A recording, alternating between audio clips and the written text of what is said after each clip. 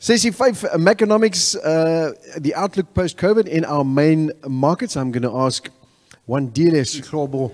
Thank you, sir. Thank you. Thank you. Sihlobo means friend in East Xhosa.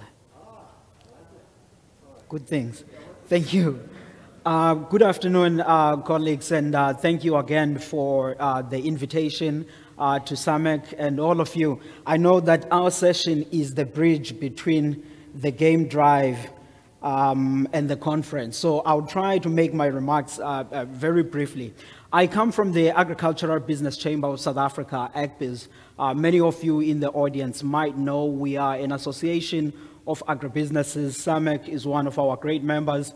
We also have some of the other members here like FNB, Bayer, John Deere, and the other colleagues. We spend a lot of our time on the policy-related matters at AGBIS. The government stuff that the chairman was speaking about, that Lizel also spent a lot of time on, that's where we play on, which is why I think the morning sessions, as well as what my former classmate at Stellenbosch, Juan Venter and Stefan and Lizel were speaking on, was very beneficial to us because we don't get to delve into some of those details. So that has really deepened our understanding of the macadamia industry. So we're thankful on that.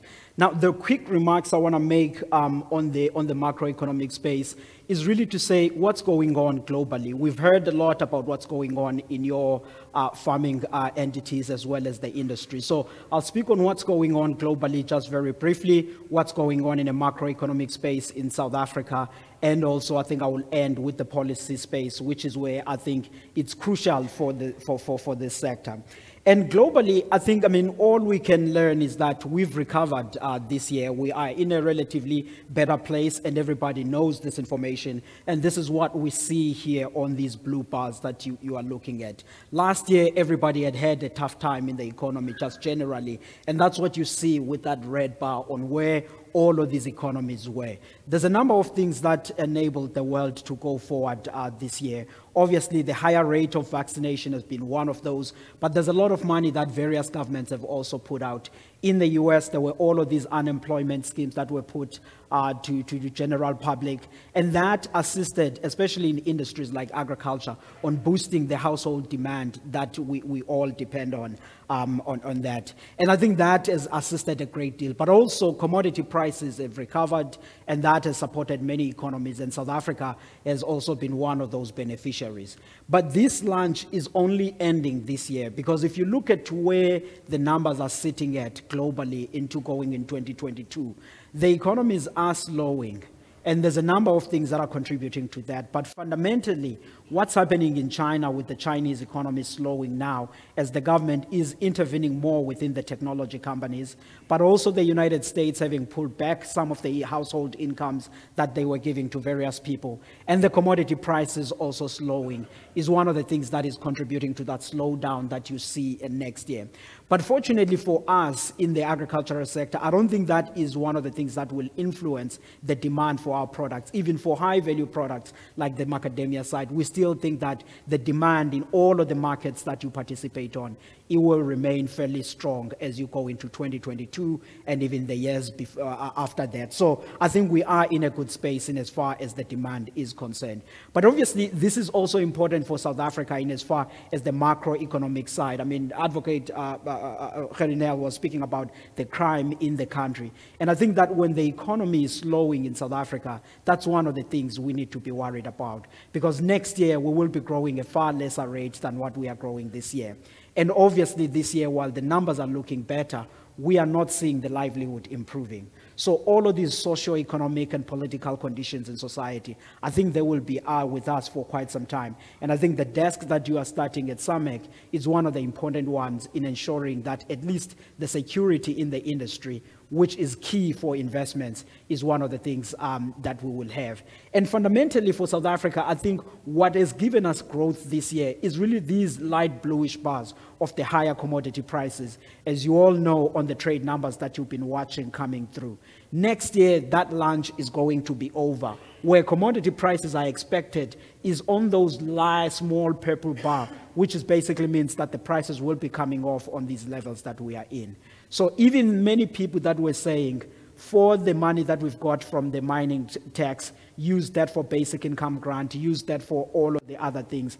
That will not be possible for South Africa because we think that is short term, and for next year you will not be seeing any of those launches. But also, though, there are some of the things that we think that if they were to be done properly in the country, and everyone in this room knows these things, we could move forward to a certain extent in as far as being a country where people can put their money safely, invest, and see the country prospering. And if everybody is prospering, not only the domestic demand for your products grows, but also the people that look into South Africa and buying stuff from South Africa, they tend to be many of those. And some of the basic things that we thought that needed to be accelerated are these points. The first point about the fiscal reform, I think while many people speak at it at a high level, is an important one. And we will hear what Minister Godongwana will say tomorrow. But in interactions that we have had with him as well as the Treasury, we don't think that he will be irresponsible. We think that he's going to continue to be responsible, allocate our money according to what we have, and not really go on borrowing and going down the basic income grant story. Because if we don't sustain the fiscal part in the country, and I think macroeconomically and stability and the political side, that's where we will have some bit of a bigger problems in South Africa. And obviously there's a number of things. Eskom, we are all struggling with load shedding now, but I think there are some of the reforms which could be accelerated on the green energy side, and you've seen the headline numbers about the investments. We think that there needs to be some bit of an acceleration there. But obviously the politicians are also having attention. Many of you might have heard Minister Mantashe yesterday saying he wants to mobilize all the energy ministers in Africa to go against the bullying that is being done amongst the green energy space. That has implications on the investments that come in the country, has implications on the jobs, has implications on the energy supply and stability. But all of these are really the reforms that we want to see in the country. What the advocate was talking about on the NPA, Transnet, and all of these things, these are points that we think if then there could be some bit of acceleration, it could take us forward. But we hope in various interactions that we are having, for example, on a more important for agriculture is Transnet, that there will begin now to be some way forward. The conversations that we are having with Transnet at this point is to say, let's map up areas or projects where Transnet is open for core investments, and some of the agribusinesses who can be able to invest in the ports and the other areas can participate in that space. The reason we are pushing so hard on that particular point specifically is because if you look at the South Africa's agricultural trade balance at this space, we are already exporting about half of what we produce in value terms in agriculture, if you were to look into that. And looking at the forecast, the chairman showed how the macadamia nuts have been growing in the past few years. But if you look at all of the horticultural sector, the prospects that people are looking at going into 2030, you will need efficient ports to actually be able to push all of these products out of the country. Otherwise, you will have some difficulties on the pricing side with the logistics weighing on. So we are pushing on that particular point. But now, as I proceed on the agricultural economy, I mean, the story is all well known about how agriculture has been doing. Last year, we saw 13.4% growth. This year at AgBiz, we think that agriculture will grow by roughly 6%. Some of our colleagues at BFEP, they are looking at 7.6%, and we think that the sector is in a good space. But obviously, there are some people in the wine industry, in the tobacco space, and even some folks in the macadamia industry maybe that are not enjoying as the bigger headline numbers that we do show. But I think the positive is that even going into next year, the story for agriculture will remain positive. And I think for all of the lobbying then that we do to government, selling a positive story of a sector that has sustained the economy, and many of you in your farming towns that you are in, you are supporting a great deal of those towns that are failing, or some, and the municipalities, and saying agriculture is doing this, therefore we do deserve to be listened on point number 1, 2, 3. And I think this positive story on the lobbying side of the producer organizations, it's very important to take forward. And there's a number of things then that supported that growth that we spoke about. The export story that I spoke about earlier is one of those, but I think the weather conditions that have been favorable are going to persist as we go forward.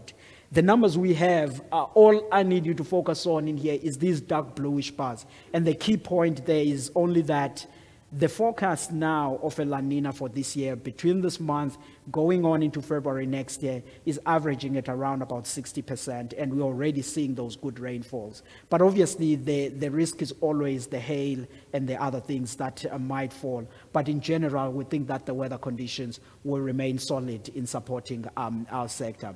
One of the things that I did think about when Juan was speaking was around the input costs, because this has been a bigger story for agriculture, especially this year.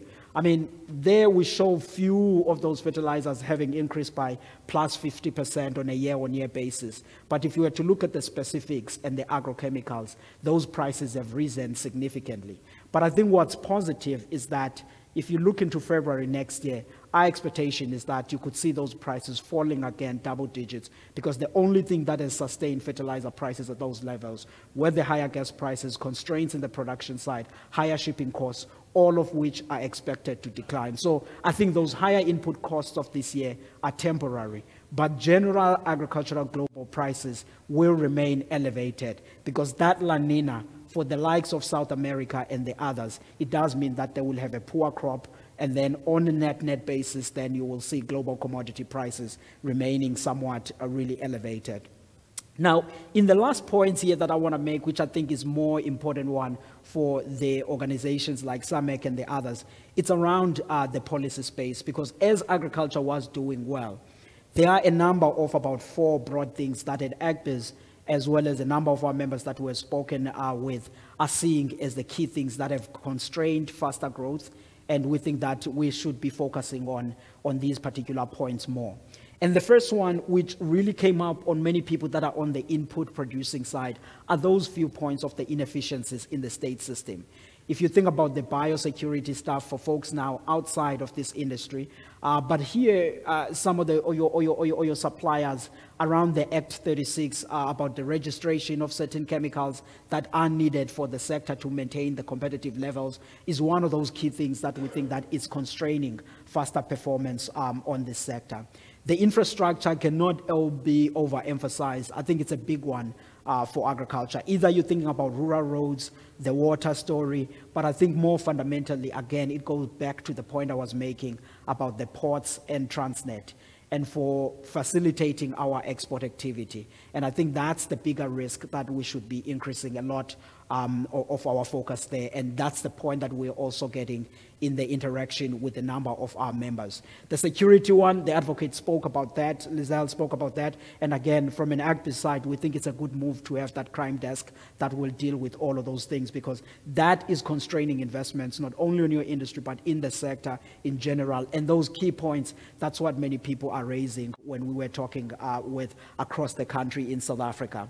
And obviously, the last point I wouldn't leave without mentioning is on the land reform story, because I have spent a number of years now working on that point with the late Professor Mohamed Karan and the others in the land panels and all of those things.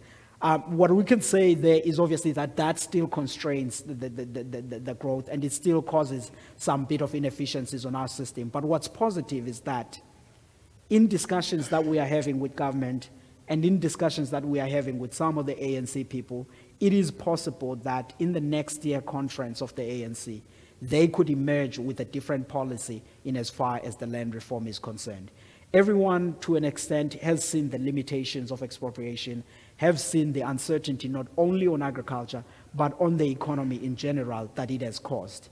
What is likely to be the key point going forward is what the President mentioned in the State of the Nation address about the Land Reform Agency, which will almost be on a PPP basis of the government and some of the private sector players, and facilitating largely the redistribution part of land reform, while land restitution will somewhat remain under the government within the Department of Agriculture.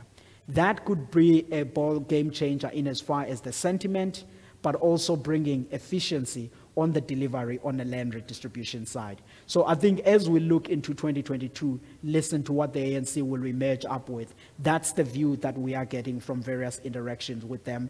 And I think that agency, as it will be published by Minister Didiza, some concept of it in the coming months, is one of the things that I think we should look forward to, and through SAMEC on the policy space, be able to offer any views that are needed in as far as that point is concerned.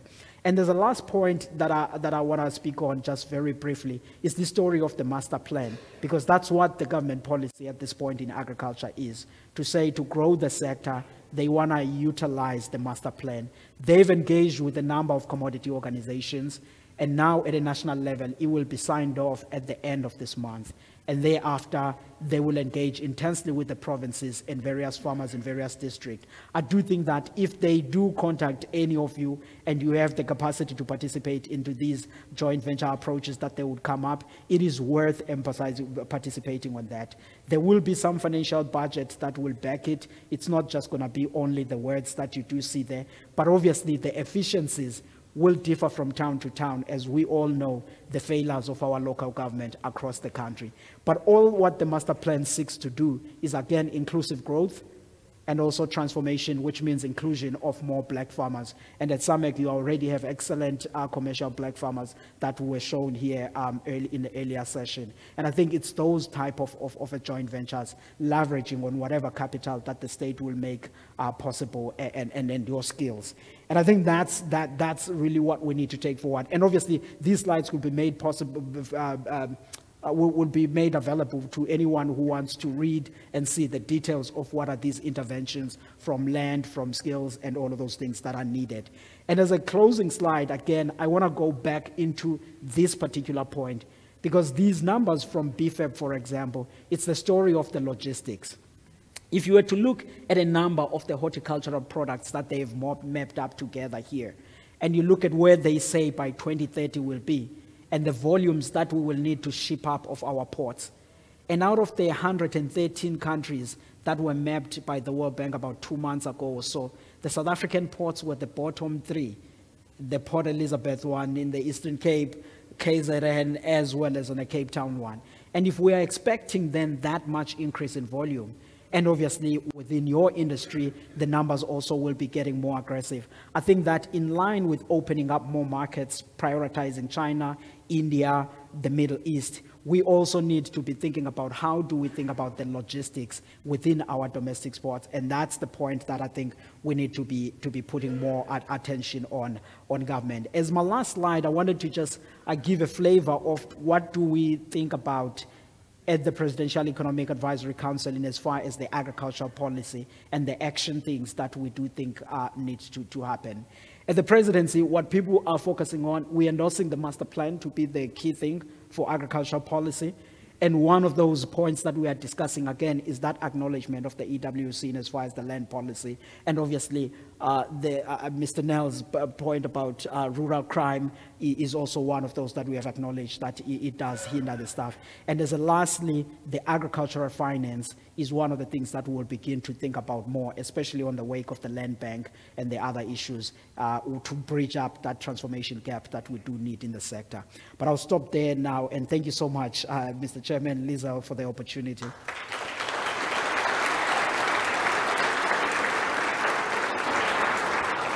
Thank you very much, Mr. Wandile Sihlobo. I'll get it right sometime. A wealth of information once again, Mr. Sihlobo, for squeezing that into such a very, very short space in time. I don't know if you noticed the last 3 slides were his last slide every time. So I suspect you could carry on for quite some time. And I think, if we had more time, we'd remain fascinated. Thank you very much for those insights. Moving on to trends and supply dynamics in 2021 and beyond. Lizel, Pretorius, once more.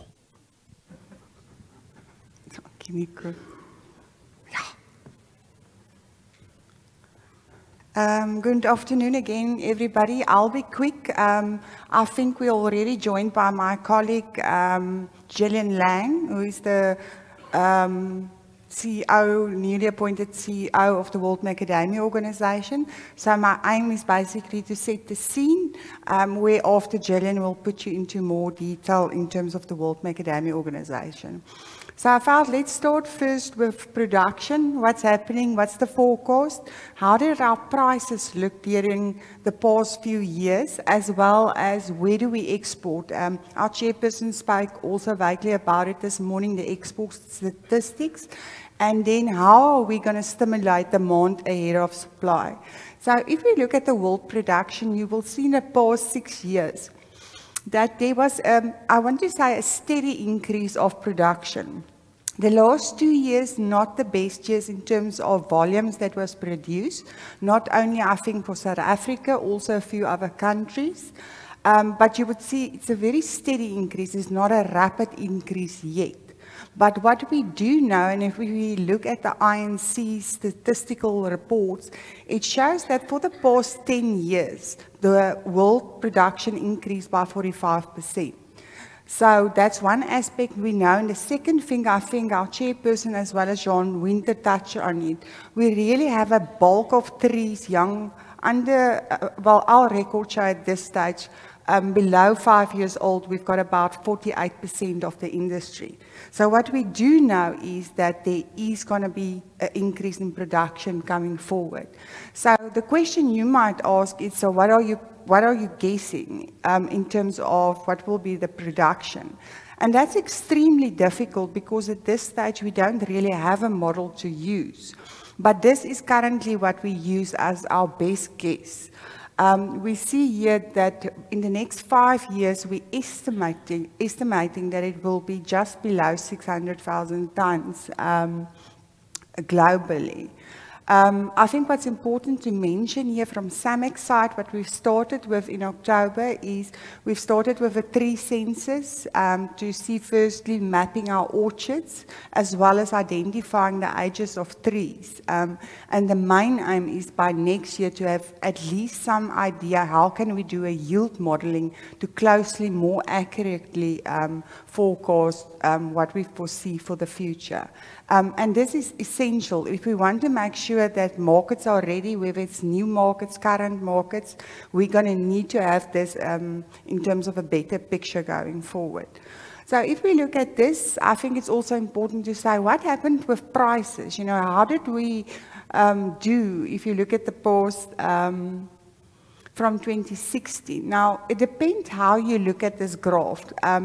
But in terms of style 1, style 5, and nut in shell, we relatively had a stable period in terms of prices that was achieved. Now, obviously, this is in US dollars. But what you will see is that there's a slight movement between style 1 as well as your style 5 start forming basically a gap. And one of the beneficial factors for our industry is obviously the exchange rate. It is beneficial for us, you know, when currencies are higher, that we earn bigger income. So in the same breath, by looking at the dollar one, I think also it's important to look at rand value. If we use, if we convert basically the dollars, you will basically see exactly the same picture. And that's where you need to understand, maybe I must just inform you that the left-hand side is obviously your kernel, your style 1 and your style 5, while on the right-hand side is your nut in shell. But nut in shell especially, we can see that it stays average between, in the dollars, just above $5. Maybe also out of interest, what happened with us compared to other nuts during the COVID period, you know, that we dropped significant or not. And this is a graph that basically shows where you see the immediate, there you will see the drop takes place, and that is exactly in March 2020. But even if you look at it, the prices remain relatively stable. And once again, obviously, Macadamias earning, you know, good income was still generated.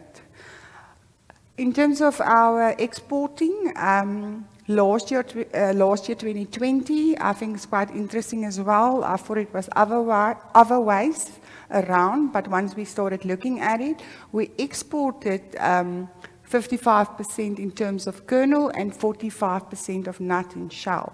So the nut and shell market is obviously that's going mainly to China, while the kernel market, if you look, a bulk of that went to 58% went to the United States, a lesser degree went into Europe, 34%, and very, very low volumes went into Canada as well as the United Kingdom. And then maybe just to close off before I hand over to Gillian, something that's also very favorable for us. I think importantly is we know the crop is growing. We need a strategy moving forward in terms of what are we going to do, how are we going to open new markets. But another also important factor to mention is that COVID enabled another factor that's beneficial for us who's sitting with a superfood. And just we had an INC webinar last week, and I went through statistical reports to show what happened with the consumer. And what we've seen is the pandemic changed the consumer behavior. Very beneficial. There was an increase of 51% on nutritional benefits, 30% healthier choice. And I see the new buzzword is it's about your general well-being. They're moving away from health benefits, they're moving to your general well-being. It's not only about how I look and feel, but it's about the mental benefits that you also receive out of it. 20% increase in low carb, 90% about sustainability, and I think that was mentioned also before. Very important that we start moving a bit faster in that space. The consumer wants to know what happened with this product that ends up on my plate or I'm snacking, etc. So in general, I think I've summed it up to say that we know the crop is increasing. We're a relatively young industry, but it's important in our growth. We need to make sure that we market ready for new markets in time. And by saying that, I want to hand over to my colleague Gillian Lang. I must be honest, she woke up 2:50 this morning, Gillian, to be with us. And Gillian, we need to apologize because we've been putting you aside for an hour and about. So, Gillian, thank you very much for joining us.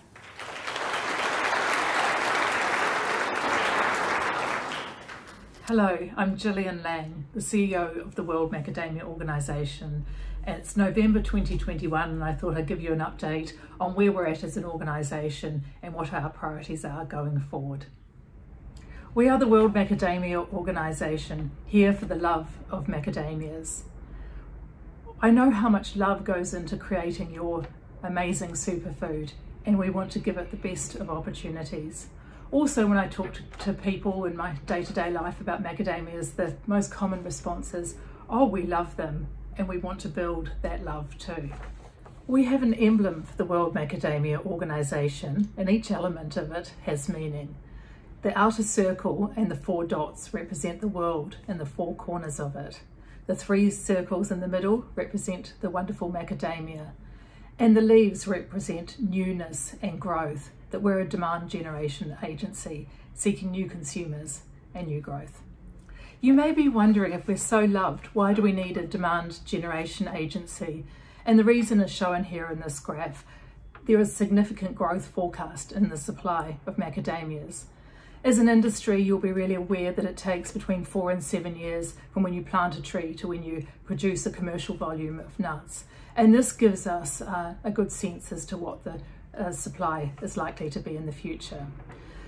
Between 2010 and 2020, supply doubled from about 110,000 tonnes to 220,000 tonnes. And the numbers I'm using are all nut and shell at 3.5% moisture, which is the data reported to the INC.